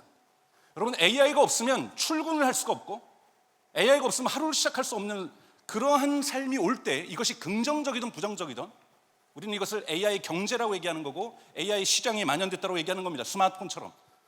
그래서 AI가 뉴 비헤이비어를 가져올 수 있느냐 아니냐가 대단히 중요하다는 거고요. 그래서 이러한 부분에서의 AI와 관련돼서 일자리가 그럼 어떤 영향을 미칠 것인가, 많은 논의들이 있습니다. AI가 일자리를 더 파괴시키고 있다 또는 가져올 것이다. 다 가정과 주장과 태제들이죠. 여기에 대한 엠피리칼한 어떠한 증명도 아직까지 나오고 있지 않습니다. 또는 바이어스도 있습니다. 이번에 애틀란틱에서 대단히 잘 분석했던 것처럼 인간은 끊임없이 인간의 태생 자체부터 기술과 함께 아포칼립스를 끊임없이 그려왔습니다. 핵에 대해서 만들어낼 핵전쟁을 상상했고, 문학작품들이 인기가 있고, 천문학이 발전하자마자 인간은 운성과 혜성의 지구가 충돌하는 것을 상상하는 문학작품을 만들었고, 바이올로지가 발전하면서 좀비 바이러스를 생각하게 되고, 이러한 로봇도 마찬가지고 AI도 많고 많은 이런 공상과학적인 이야기들이 사랑을 받고 있습니다. 그리고 2013년이죠. 가장 체계적인 연구는 옥스퍼드 대학교에 있었던 당시의 프레이와 오스본 연구라고 할 수가 있습니다. 여기에서 밝혔던 건 뭐냐면 2013년 기준으로 앞으로 10년에서 20년 사이에 미국에 있는 58%의 파이낸스에 있는 이 일자리들이 사라질 거라고 얘기를 했습니다. 벌써 10년이 지났습니다. 전혀 변동 없고 오히려 그 일자리는 늘었습니다. 그 오스본과 프라이의 연구를 가지고 한국에서도 연구를 했었고요. 영국도 연구를 해서 영국에서 이 로봇이 얼마나 많은 일자리를 가져갈지를 얘기를 하면서 그들은 이런 일자리들은 다 사라진다고 했어요. 10년 안에, 즉 2013년 대비 10년이면 벌써 지났어야 되는데, 예를 들면 텔레마케터들 물론 위협받고 있습니다만 거의 90%가 넘는 확률로 사라졌어야만 합니다. 이 연구 결과에 따르면. 그래서 옥스퍼드 스터디가 왜 옳았느냐 안 옳았느냐에 대한 우리는 지금 거기에 대한 반성하지 않습니다. 작년에 노벨 물리학상을 받았던 갓파더 오브 AI라고 얘기를 받고 있는 제프리 힌턴, 2016년 그는 대중연설에서 뭐라고 얘기를 했냐면 앞으로 5년 안에 5year 레디올로지스트, 즉 방사선학과의 의사들은 다 필요 없다라고 얘기를 했습니다. 그래서 지금 당장 그들을 교육하는 것을 스탑 트레이닝이라고 제프리 힌턴은 분명하게 주장했습니다. 이것이 벌써 5년이 지나고도 이제 10년을 향해 가고 있습니다만 전 세계적으로 레디올로지스트, 방사선학과 의사들은 증가했습니다. 왜 이런 현상들이, 왜 그들의 예측과 진단이 틀리고 있는가? 그리고 아까 말씀하셨던 데렌 에스모글 같은 경우에 작년에 노벨 경제학상을 받은 사람이죠. 2019년부터 대단히 중요한 논문들을 내놨습니다. 즉 AI와 테크놀로지가 어떻게 일자리에 영향을 미칠 것인가 얘기하는데 영향을 분석하면서 그가 내걸었던 논리와 수학적인 모델들은 기술은 AI 기술도 포함하여서 디스플레이스먼트 이펙트, 즉 인간이 일자리를 대체하는 효과도 갖고 있지만 리인스테이먼트 이펙트, 즉 더 창출하는 효과도 가지고 있습니다. 이것이 어떤 등호가 어떤 부분이 커지고 또는 같아지고 또는 작아지는가에 따라서 이것은 정책에 의해서 결정되는 것이고 기업의 철학에 의해서 결정되는 것이지 기술 그 자체가 인간의 일자리를 대체하고 또는 강화시킨 것으로 결정하지 않는다라고 데렌 에이스모글은 수리적으로 증명하고 있습니다. 이것이 작년에 노벨 경제학상이 받았던 가장 중요한 저는 교훈이라고 생각합니다. 그러니까 AI가 발전하고 기술이 발전한다고 해서 이것이 이퀄 일자리가 사라진다는 것은 어떠한 학술적으로도 증명되지 않았던 근거라고 볼 수가 있습니다. 가장 엠피리컬한 연구는 이번 8월 달에 MIT에서 나왔던 연구죠. MIT에서 이번에 나왔던 연구는 이 세 가지 직종에는 분명하게 부정적인 AI가 일자리에 영향을 미치고 있습니다. 그런데 어떻게 차별적으로 영향을 미치냐면, 즉 개발자하고 마케터하고 커스터머 서비스에는 부정적인 영향을 빨간색으로 지금 표시한 것은 부정적인 영향을 미칩니다. 만 21세에서 25세에게만 부정적인 영향을 미치고 있습니다. 즉 신입사원을 뽑지 않고 있는 거죠. 개발자 같은 경우에 시니어들은 훨씬 더 많이 뽑힙니다. 왜냐하면 그들은 AI와 함께 일하면서 더욱더 효과적인 결과물들을 내놓고 있기 때문인 거죠. 그렇다면 여기에서 정책적으로 개입할 수 있는 것은 청년 고용 보장이라든지 할당제라든지 이런 것에 대한 정책적 고민들을 해나갈 수가 있습니다. 그래서 이러한 부분에서 지금 철학이라든지 또는 뇌과학이라든지 이런 데서 요즘 되고 있는 것은 AI를 extended mind, 우리의 확장된 인지 능력으로 보려고 하는 시각들이 커지고 있는 거죠. 이러한 시각에서 그러니까 많은 사람들이 지금 나오고 있는 것은 지금 미국 교육에 있어서 문제점들은 분명하게 있습니다. 예를 들면 챗GPT가 나오면서 미국같이 또는 유럽처럼 에세이 교육이 중심이었던 곳은 대단히 어려움을 겪고 있죠. 한국처럼 에세이 교육이 거의 없는 나라에서는 이러한 부분이 영향이 없지만 에세이 부분은 분명히 영향이 있습니다. 그러면서 사람들이 외국어를 상실해버리고 심지어는 손으로 글을 쓰는 능력들도 상실하게 될 것이다. 이런 것들에 대해서 한탄해하고 비판하는 글들이 지금 쏟아지고 있습니다. 이 extended mind라는 개념은 앤디 클락이 1998년에 이제 만들었던 개념이라고 볼 수 있고요. 인간의 뇌를 인지 능력과 인간의 지각으로만 보호하는 것은 대단히 바이올로지컬, 제가 스펠링이 틀렸습니다. 생물학적으로 접근하는 방식이라는 거죠. 인간의 뇌 자체는 이미 하이브리드 시스템으로서 우리가 이용하는 도구와 함께 인간의 뇌를 정의하는 것이지, 우리에게 인간을 육체적으로 해부했을 때 나오는 그 뇌만을 인간의 인지 능력과 지각으로 하는 것은 대단히 협소한 시각이라고 비판하고 있습니다. 실제로 인류가 2만 년 전부터 이사본 본이라는 건 뭐냐면 2만 전에 지금에 있는 콩고 지역에서 나왔던 거죠. 어부들이 계산기를 만들고 있었다라는 겁니다. 인간은 끊임없이 도구를 가지고서 이 지능을 진화시켜 왔던 거고요. 그래서 사실은 여러분들이 종교적으로 어떤 걸 가지고 믿으시든지 간에 우리가 진화론적으로 볼 때는 인간은 오스트랄로피테쿠스, 즉 유인원에서 호모사피엔스, 인간으로 진화했다고 주장되고 있습니다. 그 호모사피엔스에서 첫 번째 단계가 호모 하빌리스입니다. 호모 하빌리스라는 단어는 라틴어를 한국어로 번역을 하면은 도구를 사용하는 사람이라는 겁니다. 인간은 불을 사용하면서부터 철기를 사용하면서부터 수레바퀴를 사용하고 자동차를 사용하고 컴퓨터를 사용하고 AI를 사용하면서 도구와 함께 진화했고, 도구는 인간에게 영향을 미쳤고 인간은 도구에게 영향을 미치면서 공진화하고 있습니다. 그래서 앤디 클락 같은 경우는 1998년 이후에 2025년 다시 이 생성 AI가 어떻게 인간의 익스텐디드 마인드에 영향을 미친 거에 대한 최근의 논문을 발표했습니다. 네이처지에. 여기서 그가 주장하는 것 자체도 이런 환경적인 모든 기회와 그 다음에 이걸 서포팅하는 모든 것의 수단들을 갖다가 다 가진 것, 이 모든 것의 스킬셋, 이것이 바로 브레인이라는 것이지 바이올로지컬하게 브레인을 바라보는 것을 비판적으로 바라보고 있습니다. 그럼에도 불구하고 최근 6월 달에 이 논문이 나오면서 되게 큰 논란이 되었죠. 즉 이 논문은 뭐냐면 핵심은 챗GPT를 사용하는 사람들을 분석을 해봤던 엠피리컬하게 대단히 큰 엘리트들은 챗GPT를 비판적으로 사용할 줄 아나 그러나 대단히 지식 수준이 낮은 사람들은 되게 무비판적으로 챗GPT를 쓰고 있더라. 그걸 갖다가 다 팩트로 받아 안고 진실로 받아 안고 있더라. 이런 엠피리컬한 연구가 나왔습니다. 그랬더니 언론에서는 우리를 갖다가 멍청하게 만들고 있고 우리를 갖다가 뭐 잘못 만들고 있다고 얘기를 하고 있는 거죠. 사람들을 갖다가 맹목적으로 AI를 믿게 만드는 이런 현상들을 가지고 있다고 비판적으로 이 논문을 해석을 하고 있습니다. 그러나 이거는 구글 검색이 나왔을 때도 마찬가지였어요. 이런 엠피리컬한 연구는 많았어요. 사람들이 구글 검색을 많이 쓰면 쓸수록 검색에서 말하는 것들을 항상 믿는다라는 거죠.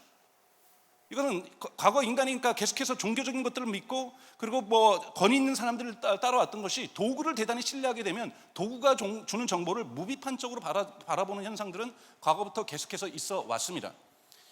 그래서 가장 여기 결론의 이 논문을 읽어보면은 핵심은 뭐냐면 우리를 갖다가 평균값으로 만든다라는 거예요. 평균값으로. 이걸 비판적으로 바라볼 수도 있습니다. 우리는 끊임없이 엑셀런트하고 뛰어나기를 원하는 거니까요. 근데 이걸 다른 관점에서도 여러분 바라볼 수도 있습니다. AI는 특권을 해체하고 엘리트들이 가졌던 특권을 비엘리트권에게 부여할 수 있는 권리를 갖고 있습니다. 우리가 인터넷을 정보의 민주화를 가져왔다고 평가를 하고 있다면 물론 그 정보에는 페이크 뉴스도 있고 잘못된 정보도 있을 수 있습니다. 하지만 여러분 한번 상상해 보십시오. 과거에 장미 이름이라는 이 umberto eco의 소설도 보면은 수도사들이 이 지식이 확대되는 걸 막기 위해서 책에다 다 독을 발랐습니다. 침으로 넘길 경우에 그 사람들이 죽어가게 했던 거죠. 지식을 독점하고 싶었던 거죠. 우리가 인터넷은 접근권, 액세스를 민주화시켰다고 하지만 그렇다고 해서 이것이 모든 지식이 민주화되지는 않았습니다. 요즘 AI는 지식의 민주화라고 얘기를 합니다. 왜 프리빌리지 익스펜션이냐면 엘리트들은 이미 잘 알고 있어요. 리걸 AI가 나온다고 해서 법률 AI가 서비스가 나온다고 해서 김앤장을 대체할 수는 없습니다. 하지만 법원에서 나오는 편지 한 통과 검찰에서 오는 편지 한 통에 손이 덜덜 떨려서 봉투를 개봉하지 못했던 사람들에게는 중요한 특권을 그 엘리트들이 가졌던 특권에 대한 접근권들이 만들어지는 거죠. 이것을 프리빌리지 익스펜션이라고 얘기를 하고 있습니다. 그래서 테크놀로지는 분명하게 좋았던 서비스, 과거에는 여기에 접근할 수 없었던, 즉 평균 밑에 있었던 사람들에게는 평균을 향해 갈 수 있는 그런 기회를 주는 것이고, 근데 그것이 무비판적으로 사용되는 단점은 분명하게 존재하고 있습니다.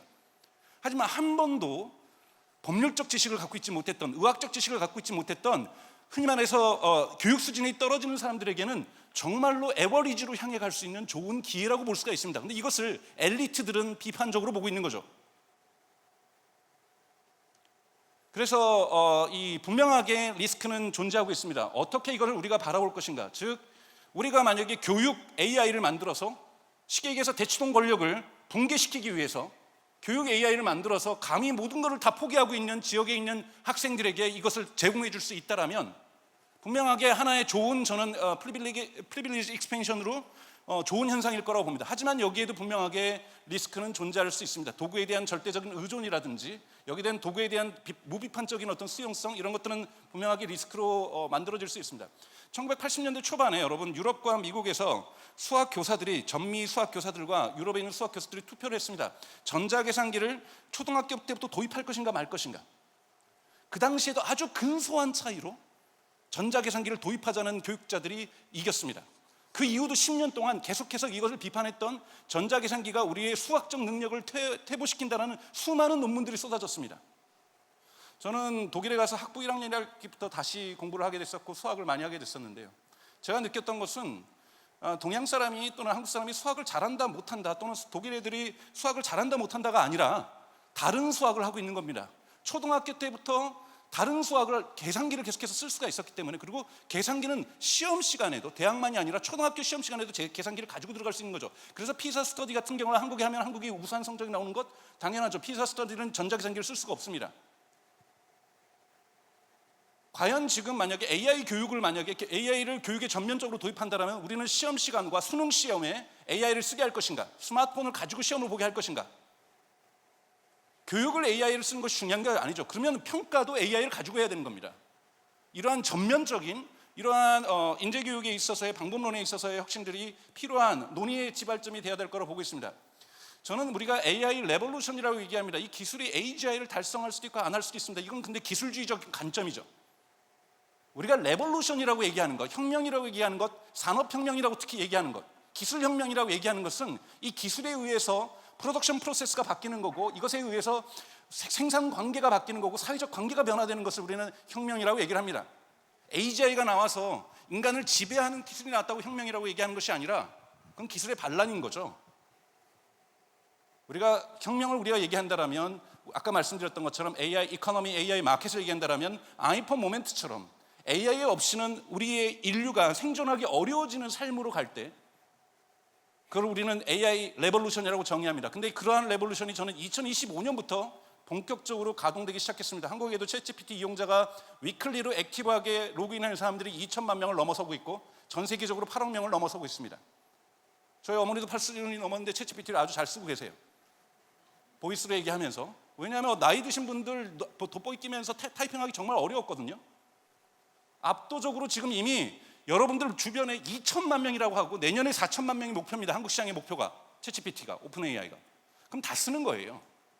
그때의 사회가 어떻게 변화될지, 그리고 지금 열심히 커머스를 향해서 그들이 달려가고 있고 그들이 새로운 서비스를 시작하는 건 아닙니다. 9월 달에 지금 오픈 AI가 미국에서 이커머스를 시작을 했습니다. 챗GPT 안에서 물건을 구매할 수 있고 배송 조회도까지 다 가능한 거죠. 그들이 SNS, 즉 소라라는 서비스를 시작을 했습니다. 그들이 검색 시장이 장악하고 있습니다. 그리고 소라를 기본으로 해서 그들은 모바일 메신징 서비스 나가려고 하고 있습니다. 그들이 최근에 9월 달에 선포한 것은 올해 말이나 내년 초에 링크드인을 대체할 그러한 하이어링 플랫폼을 만들겠다고 얘기를 하고 있습니다. 즉 새로운 시장을 만들 것이 아니라 그들은 전통적으로 구글과 아마존과 한국으로 치면 네이버와 카카오가 쿠팡이 장악하고 있는 시장이 들어가서 그것을 교란하면서 그들의 다시 1위 자리를 탈환하기 위해서 노력하고 있는 거죠.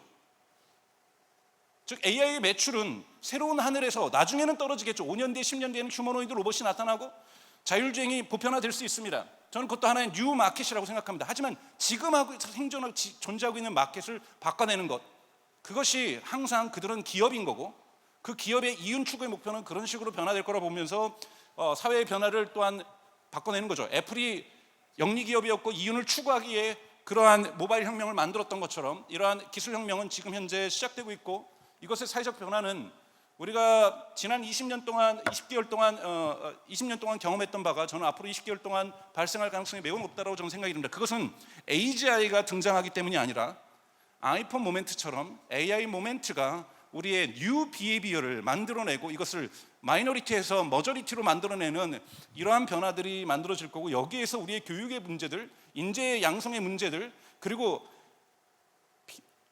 특권이 없었던 계층에게 우리가 어떻게 성장의 기회를 줄 것인가 AI로 이런 문제에 대해서 근본적으로 다시 한번 생각해야만 하는 시기가 저는 오고 있다고 말씀을 좀 드리면서 저는 조금 일찍 끝내고 있습니다. 제 발표는 마치도록 하겠습니다. 고맙습니다. 예, 고맙습니다. 강정수 센터장님 발표를 들으니까 제가 이게 뭐 로봇이 AI 부착하면 로봇이 와서 발표하는 줄 알고 정말 정신이 없었습니다. 아마 AI 현재와 미래를 갖다가 아마 적나라하게 말씀을 주신 것 같습니다.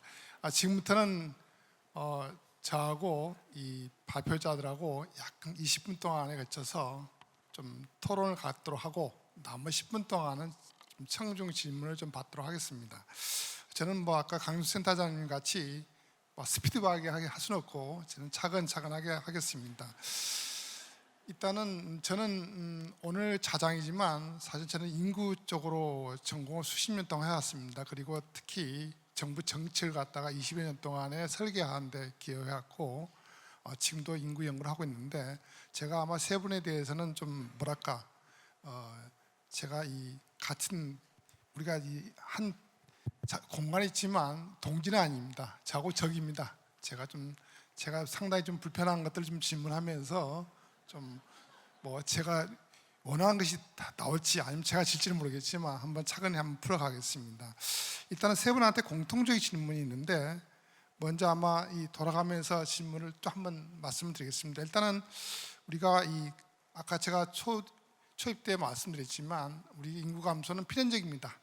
우리가 인구 감소가 이제 막 시작했기 때문에 아마 2100년 정도 이 정도로 간다면 한 인구가 2천만 명, 우리가 5천만 명이 좀 넘기 때문에 약 우리가 5분의 3이 줄어드는 어떤 그런 텐데, 자, 우리가 인구가 줄어든다고 했을 때 과연 우리가 인재가 열심히 교육시킨다고 해서 인재가 많이 생길 수 있는 건가? 그래서 중국이라는 나라가 14, 인도는 그보다 더 많지만 거기서는 뭐 인재가 뭐 엄청나게 튀어나오겠죠. 인구 수가 많으니까. 근데 우리나라는 인구가 만약에 지금 5천만 명에서 4천만 명, 아니 3천만, 2천만 줄어들었을 때 아무리 교육을 많이 시켜도 정말 교육 갖고 우리가 이 현재만큼 우리가 5천만 명 때 그 인재와 그 최상의 인재라고 봐야 되겠죠. 인재와 나중에 2천만 명 됐을 때 인재와 수적으로 보면 같아질 수 있을 건가? 그런 걸 좀 먼저 한번 묻고 싶습니다. 우리 최영리 교수님 차단 말씀 주시죠. 예, 정말 어려운 질문인 것 같고요. 일단 기본적으로는 모든 것이 이제 동일하다면 사실 그건 당연히 이제 어려운 부분이 있을 것 같습니다. 하지만 뭐 말씀드렸듯이 저는 제도와 정책이 굉장히 중요하다라고 생각이 되고요. 예를 들어서 지금 이제 우리나라 우리 김삼 교수님께서도 말씀 주셨지만 많은 친구들이 안정적인 일자리를 가지고 싶어 하지만 안정적인 일자리를 만드는 사람이 되고 싶어 하진 않거든요. 그 리스크를 테이크하고 싶어 하지 않는데, 그러면 그 리스크, 왜 어떤 국가는 리스크 테이킹을 더 잘하고 더 창업에 더 열정적이고 굳이 다 의사나 변호사가 되려고 하지 않고 왜 어떤 국가에서는 더 이렇게 안정적인 일자리 피고용인이 돼야지 창업하려고 그러면 집안에서 말리고 이렇게 하는 그런 것들을 왜 그럴까라고 하면 그건 역시 리스크 테이킹을 하는 것보다 리스크를 어보이딩 하는 게 리스크 위험을 피하게 하는 게 훨씬 더 인센티브가 높은 구조로 그 사회가 짜여져 있기 때문이라고 생각하거든요.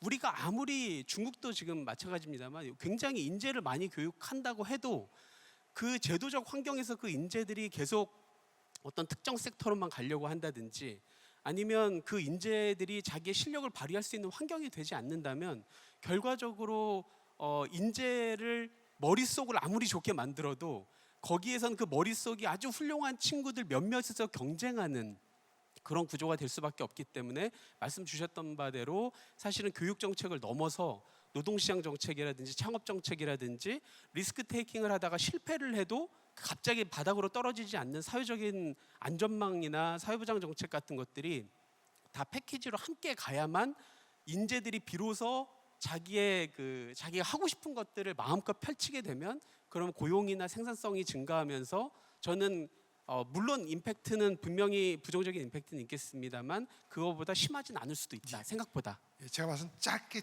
답을 해주시면 감사하겠습니다. 그러면 아마 저 김상 교수님 한번 기대하고 있는데 제가 좀 약간 건너뛰어서 우리 강정수 센터장님 먼저 답변 부탁드립니다. 저는 중요한 것은 그 사회는 항상 신호를 보내고 사회는 그것에 대해서 개별 구성원들은 리액티브하게 반응하는 건데요. 대단히 합리적 반응을 하고 있다고 저는 생각이 들어요. 그런데 우리가 저축의 패러독스, 모두가 저축하면 나라 경제가 좋지 않거든요. 그런 것처럼 모두가 지금 보여주는 그 사회적 신호 속에서 아이를 안 낳는 거고 아이를 낳으면 다 의사가 되려고 하는 사회.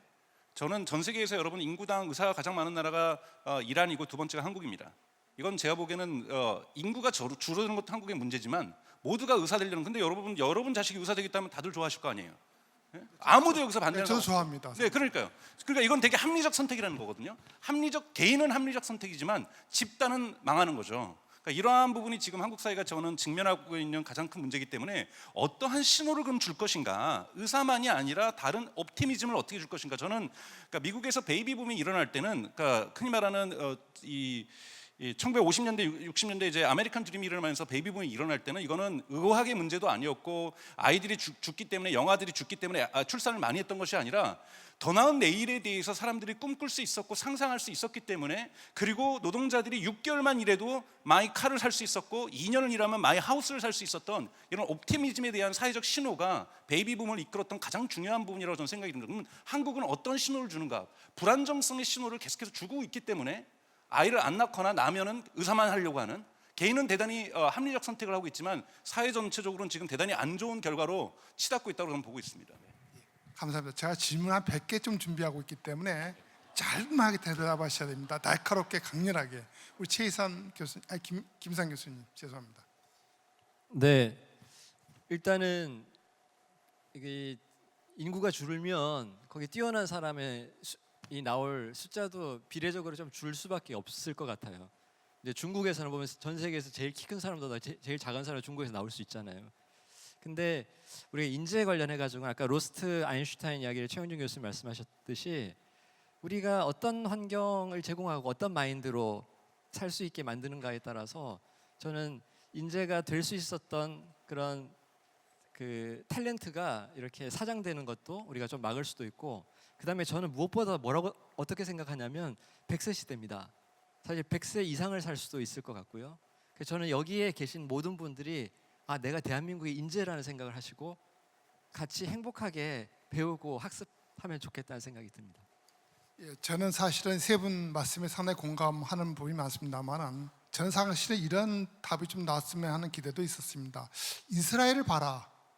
이스라엘은 인구 규모가 굉장히 작지만 과학 분야, 상업 분야 모든 분야에서 사실은 최고급 인재들이 세계 주름을 잡고 있습니다. 아마 제가 봐서는 사실은 저는 인구 규모가 좀 많아야 한다고 이야기도 하고 있지만 어쩔 수 없이 적어진다면 우리가 교육 강국, 인재 강국으로 갈 수도 있지 않냐. 아까 세 분이 아까 지혜로 말씀하시는데 그런 것들만 우리가 잘 조화되면 우리도 미래 인구 좀 줄어들어도 아마 우리가 충분하게 이 강국으로 갈 수 있지 않은 생각이 듭니다. 두 번째 제가 공통 질문은 우리가 인재를 양성하는 것도 중요하지만 인재가 많이 빠져나가는 거, 이 문제를 좀 심각하게 받아들여야 할 것 같습니다. 최근 신문에도 보면 많은 과학기술 분야 교수님들, 카스트 이런 교수님들이 상당히 엄청난 규모들이 자꾸 외국으로 빠져나갑니다. 아마 미래는 더 심할 겁니다. 왜냐하면 미래는 고령화 사회되다 보니까 여러 가지 사회보장 부담이 높아지고 일하는 세대들이 그러다 보니 일하는 세대들이 밖으로 빠져나가는 어떤 그런 유출이 높아질 거라고 예상이 되고 있는데 이거 문제에 대해서 어떻게 생각하십니까? 이게 우리가 우리 강 센터장님 먼저 말씀해 주시죠. 저는 똑같다고 봅니다. 그러니까 예를 들면 여러분들도 자식들이 만약에 해외 나가서 전화가 와서 저 지금 이번에 AI 쪽으로 전공해서 석사를 마쳤는데 구글을 취직하면은 첫 연봉이 $1,000,000라는데 거기 취직할까요? 고국을 생각해서 네이버 가서 저 1억 3천만 원 준다는데 정말 많은 건데 거기로 갈까 하면은 너가 그래도 나라를 위하는 건 좋지만 한 10년 뒤에 나라를 생각해도 되니 내가 그동안 내가 메꿔줄 테니까 한번 거기서 미국에서 살아보지 않겠냐 이렇게 얘기하지 않겠습니까 여러분? 개인은 다 합리적인 선택을 하고 있는 거예요. 근데 우리 사회가 이번에 프랑스를 보십시오. 프랑스가 사실은 AI 부분에서 우리가 3강 되겠다고 얘기를 하는데 벌써 저는 프랑스가 3강이라고 저는 생각을 해요. 프랑스가 어떻게 했습니까? 미스트랄을 만들 때 AI 대규모 모델을 만들 때 프랑스에 있는 사람들 중에서 미국에 가 있는 사람들을 다 콜했습니다. 심지어는 대통령이 직접 전화도 해서. 그래서 임금 차이가 있으면 만약에 프랑스 기업에 취직하는데 나머지를 정부가 3년 동안 메꿔주겠다. 똑같이 주겠다. 그리고 올 때 혼자 오지 말고 파키스탄 친구들, 인도 친구들 다 데리고 와도 됐다. 그러면 그 사람들도 그 인재들도 월급 다 채워주겠다. 이 얘기를 했단 말이죠. 국가가 이건 나서야 되는 거예요. 인재 또한 우리의 도덕적인 판단에 맡기는 것이 아니라 그러면 그 월급의 갭을 채워줘야지. 안 그러면 어드벌스하게 다들 그렇게 행동하는 거를 뭐라고 개인을 도덕적으로 우리가 삿대질하겠습니까? 저는 그것도 국가의 정책의 문제라고 저는 생각하고 있어요. 정부의 문제라 그죠? 그렇죠. 알겠습니다. 그러면 우리 김상 교수님. 네, 지금 이제 트럼프 행정부 하에서 또 과학기술 인력 포함해가지고 인재들이 좀 불안해하고 있지 않습니까? 특히 외국 사람들. 그래서 저는 이제 과학기술원에 오래 있다 보니까 특히 이제 기획처장 하면서 그때 이제 과기원 중심으로 해가지고 만든 사업이 바로 글로벌 해외 포닥을 우리나라로 데리고 오는 그런 사업이었습니다. 거기서 보면 한국 국적도 있고요. 그래서 네트워크를 또 가지고 오는 겁니다. 그렇게 하려면 애국심에 호소하면 안 되거든요. 포닥 같은 경우에 평균 연봉이 한 4천만 원, 5천만 원 이렇게 되는데 아예 그냥 생태 교란종으로 만들어 버리자. 9천만 원 줍니다. 연금이 따로 주고요. 그렇게 해서 올해도 뽑았고 내년에도 뽑고 그렇게 할 겁니다. 그래서 저는 그런 인재 유출을 우려할 것이 아니라 그 한국과의 연결성 그리고 해외에서 경험과 네트워크를 가지고 연결되어 있다라고 하면 그 사람이 해외에 있든 한국에 있든 국익에 도움이 될 거라는 생각을 합니다. 최영정 교수님. 예, 뭐 아까 저는 발표 때 말씀드렸습니다만 베스트 11에 초점을 두는 것도 중요하지만 벤치 멤버들이 두터운 것이 지금 시대에서 너무 중요하다. 이제 그 부분을 다시 한번 강조드리고 싶고요.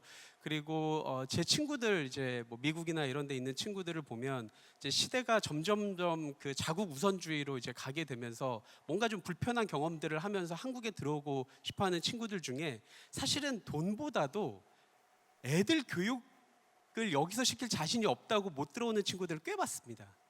그러니까 사실은 우리 교육 제도를 잘 만드는 게 그래 오히려 외국 애들 중에 지금 너무나 훌륭한 애들이 연대에 와서 공부하면서 여기서 살고 싶다는 애들이 있는데, 그러니까 사실은 그 친구들 아직 우리나라 교육제도 매운 걸 경험을 못한 거죠. 근데 사실 이 우리 교육제도만 정말 조금만 더 잘 만들어도 분명히 저는 덜 따놓을 거다라고 저는 믿고 있습니다. 예, 감사합니다. 그러면 지금부터는 제가 아까 2개 질문을 끝났고 98개 질문이 남았는데 이제는 개별 질문으로 좀 들어가겠습니다. 일단 최영준 교수님부터 제가 말씀드리도록 하겠습니다. 아까 아주 중요한 어떤 그런 발표하신 3중 전환, 네. 인구 위기, 디지털 위기, 기후 기후. 위기 좋은데요. 제가 봤을 때는 근데 아까 이 김상 교수님도 마찬가지고 두 분이 사교육비 말씀하셨는데 우리가 이 공교육도 이미 실패했다고 보고 있고 또 사교육도 보니까 두 분 말씀 보면 뭐 학력 수준이 높아진 것 같지 않아서 실패라고 볼 수 있는데, 그러면 우리가 공교육도 실패하고 사교육도 실패했는데 삼중전환 교육을 더 어떻게 시킬 것이냐, 어디 교육으로 좀 이렇게 궁금합니다. 그게. 예, 뭐 사실 대안이 없기 때문에 사실 지금 어제도 우리 아이들하고 얘기하면서 아이들이 고2, 고1 아이가 각각 최근에 자퇴한 아이들 친구들을 얘기를 하면서 자꾸 아이들이 떠나서 얘네들도 함께 불안해하는 이야기를 이제 어제 저희 딸들하고 이야기를 좀 했었는데 이게 좀 가슴이 아픕니다. 그런 얘기를 들을 때마다 인재 한 명 한 명이 중요한데 이제 오히려 그렇게 가고 있지 못하기 때문에, 그런데 이제 결과적으로는 다시 공교육하고 뭐 사교육이 아예 없어지기는 어렵기 때문에 결과적으로 이것들을 어떻게 우리가 정상화할 수 있을 것인가. 그런데 또 그 문제는 교육 문제를 교육부만 혹은 교육 정책으로만 풀 수 있는 게 이미 아닌 것을 우리가 알고 있기 때문에 이제 그 부분들을 하나하나 그 내에서 여전히 너무 이렇게 과도하게 경쟁하는 구조. 저는 이제 그냥 저희 아이들을 보면서 고1은 좀 내신 좀 안 들어가고 오히려 협력하고 다양한 거 좀 활동할 수 친구 사귀는 기간을 좀 고1 때도 좀 줬으면 좋겠다라는 생각을 좀 많이 했는데, 좀 이렇게 협력과 유연하고 적응하고 하는 그 능력을 키우는 시기들을 조금 더 확보를 하는 것이 그것만 해도 저는 많이 아이들이 행복하고 좋아지지 않을까 이런 생각도 해봤습니다. 예. 그럼 김산 교수님한테 질문 이어지겠습니다. 우리가 뭐 사실은 우리가 출산율이 낮아지면 아마 우리가 조건식은 사실은 이 인구의 삼투압 원리에서 외국에 있는 많은 이민자가 들어올 수밖에 없습니다. 우리나라 인구가 지금 5천만 명에서 뭐 4천만, 3천만 줄어들다 보면 아마 우리나라가 저절로 다인종 국가, 다문화 국가가 될 수밖에 없는 상황이 될 수밖에 없는데, 여기서 핵심적인 것은 인재, 우수인재 도입, 유입이 더 중요하던데 아까 발표 때 말씀드렸지만 김상 교수님께서는 우리나라 우수인재 정책이 여러 가지 정부에서 많이 하고는 있지만 현 주소와 문제점 뭐라고 잘 되고 있다고 생각은 안 하시겠죠, 아무래도. 예, 그 부분요. 네. 그 이제 바라는 인재를 우리가 충분히 확보하고 있는가, 이 질문일 것 같은데요. 그러면 그렇게 하려면 어떻게 하면 되는가? 제가 그냥 하나의 예시를 들어서 말씀드리겠습니다. 최근에 KDI 국제정책대학원 김준경 원장님 만나서 그분의 고민에 대한 얘기를 들었는데요. 예전에 보면 거기가 이런 글로벌 국제정책대학원 중에서는 아시아에서는 탑이거든요. 그래서 굉장히 우수한 개도국의 뭐 공무원이나 이런 인재들이 많이 왔었습니다. 근데 최근에 많이 질이 낮아졌대요. 예전 같지 않다라는 거예요.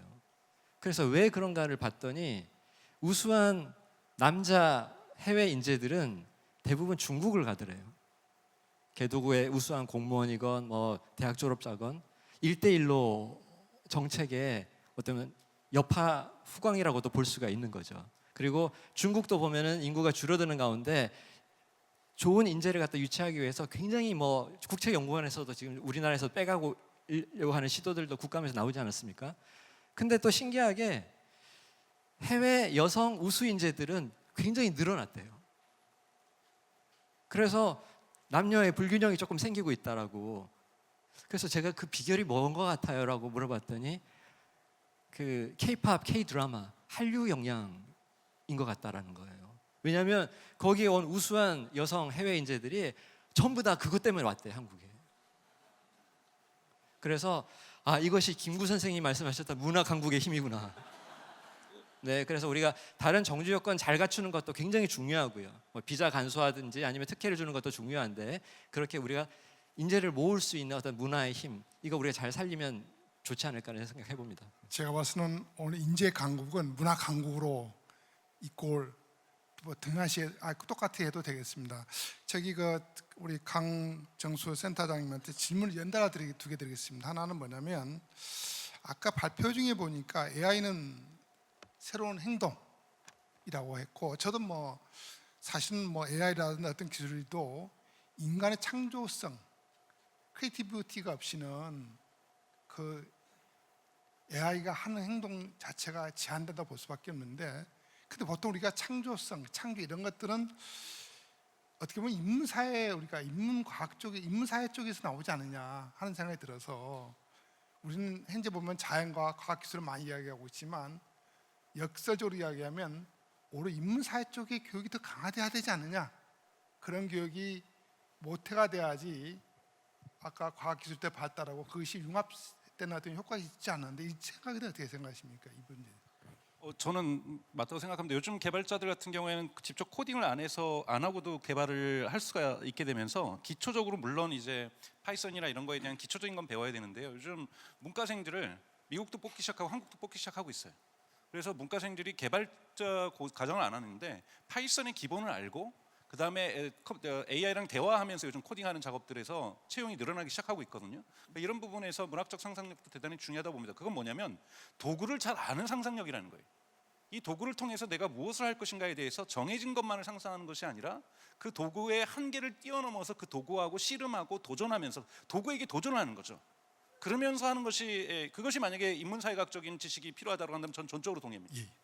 제가 한 12년 전에 현대 자동차 어떤 회사에서 이 전문가 몇 사람을 불러서 이 약간 뭐랄까 이 좀 자담회를 하는 행태에서 한번 초대를 받았습니다. 근데 저뿐만 아니라 저는 이제 고령 쪽으로 연구한 사람이기 때문에 노인들 문제를 가지고 한번 불렀던 것 같고, 거기는 미술학자들, 심리학자들, 철학자들 다 불러놨더라고요. 그래서 좀 아이러니했습니다. 왜냐하면 자동차 만드는 사람들이 열심히 그냥 망치 두드려서 차만 만들면 되지 왜 각종 심리학자라든가 미술학자라든가 철학자를 불러놨는가 했더니, 이 차 하나 만들면서 각 분야에 대해서 각각 영역에 대해서 어떤 이야기를 할 수 있는가를 듣고 차를 갖다가 디자인하고 하는 모습을 좀 보았습니다.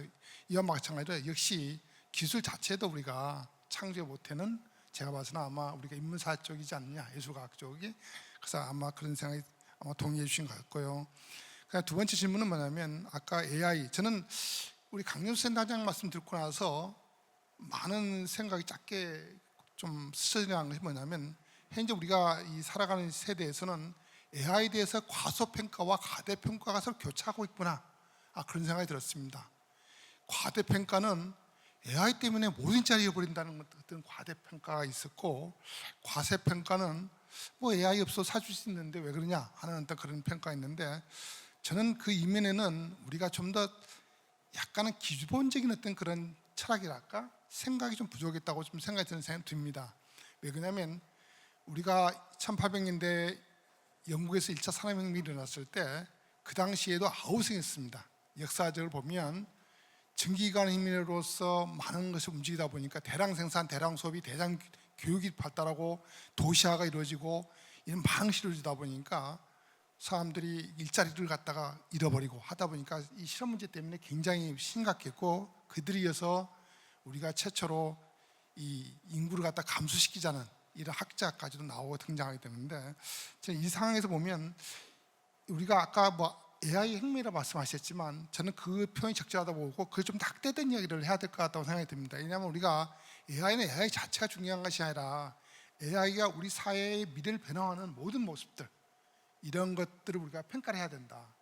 우리 AI만 자체만 평가하다 보니까 이 과대평가, 가소평가로 자꾸 교차하고 있는데, 아까 우리가 AI 레볼루션 같은 상황에서 좀 닥대된 개념으로 AI는 우리 의식과 구조, 산업, 사회 문화 모든 걸, 우리 2차 산업혁명 후에 일어났던 많은 것들을 사실 시간을 두고 변해왔는데, 좀 시간을 거쳐서 우리가 이런 혁명을 보고 이 혁명을 통해서 우리가 그 파급력을 이야기해야 되는데, 아직은 우리가 그 단계는 이르지 않았기 때문에 그러는데, 자, 그렇다면 결국은 우리가 이 AI가 불러온 레볼루션은 과연 좀 구체적으로 이야기하면 어디까지 우리가 변화시킬 것인 건가? 좀 그런 것을 잠깐만 짧게만 더 추가적으로 말씀 주시면 감사하겠습니다. 우선 휴머노이드를 우리가 상상을 하면은 우리가 자본주의 태생과 함께 아담 스미스가 국부론을 완성시킬 수 있었죠. 그러면서 생산 함수를 우리가 얘기할 때 우리는 y나 q는 equal 함수인데 펑션인데 L과 K의 함수라고 지금까지는 자본주의는 정의하고 있습니다. 노동력과 그러니까 자본에는 기술까지도 포함됩니다.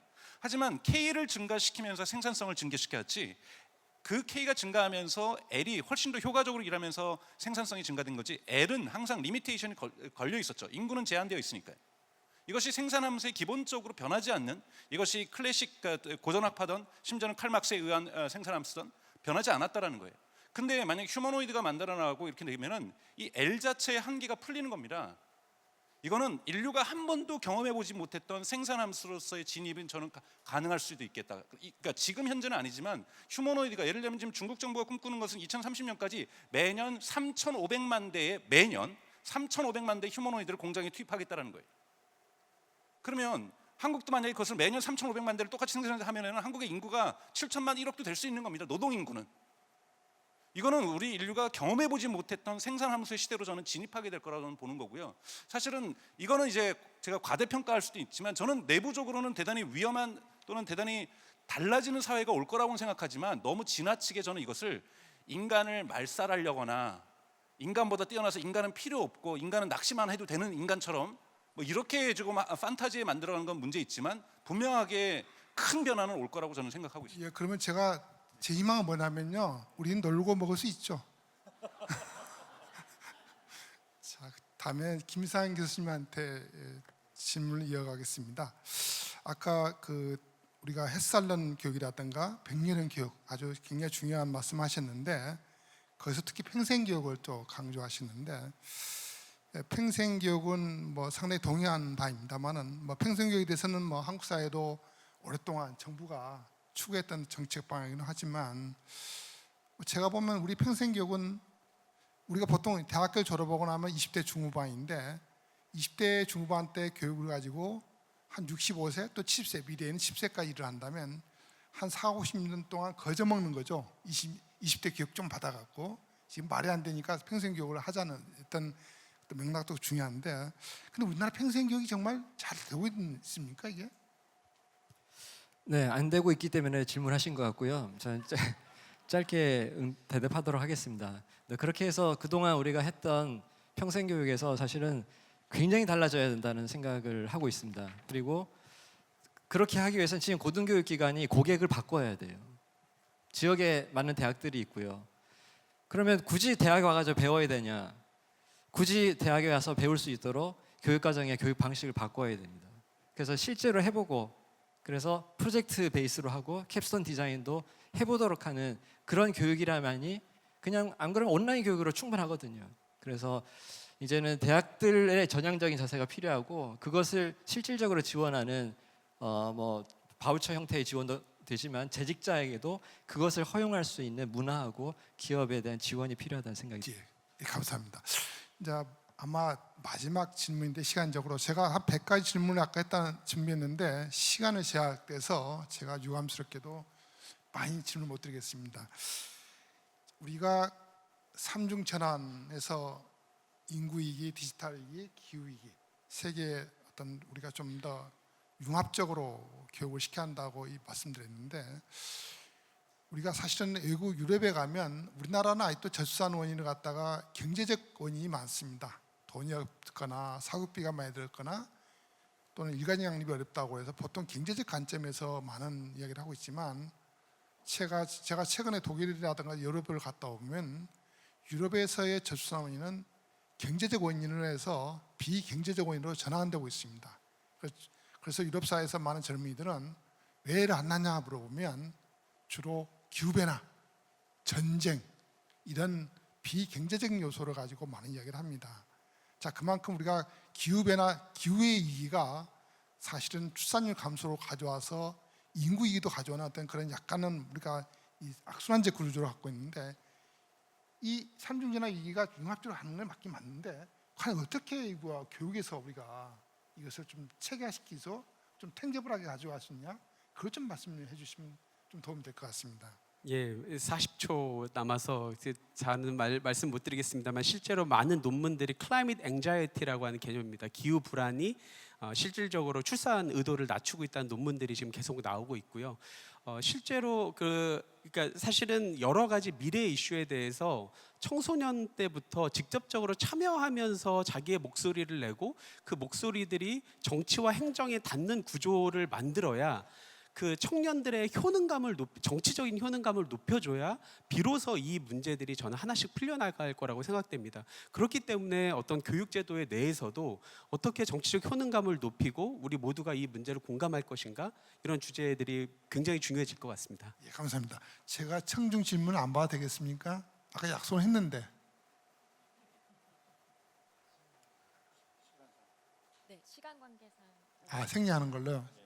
자, 들으셨죠? 제가 그 거짓말쟁이 아니라 이 억압위에서 제가 청중한테 질문 못 드린 거, 또 시간 관리 잘못한 거 정말 죄송합니다. 어쨌든 간에 오늘 세 분의 스피커 정말 중요한 말씀하셨고 청중 여러분도 많은 공감과 또 반론이 있을 거라고 생각이 듭니다. 이런 것들을 좀 우리 마음속에 갖고, 정답은 없습니다. 자꾸 생각하고 진보하고 이런 것들이 우리 사회의 동력이 될 수 있다고 생각하시고 꾸준한 고민과 꾸준한 해결 찾도록 같이 노력하는 이런 자세를 가지고 오늘 이 토론을 마치도록 하겠습니다. 감사합니다. 네, 감사합니다.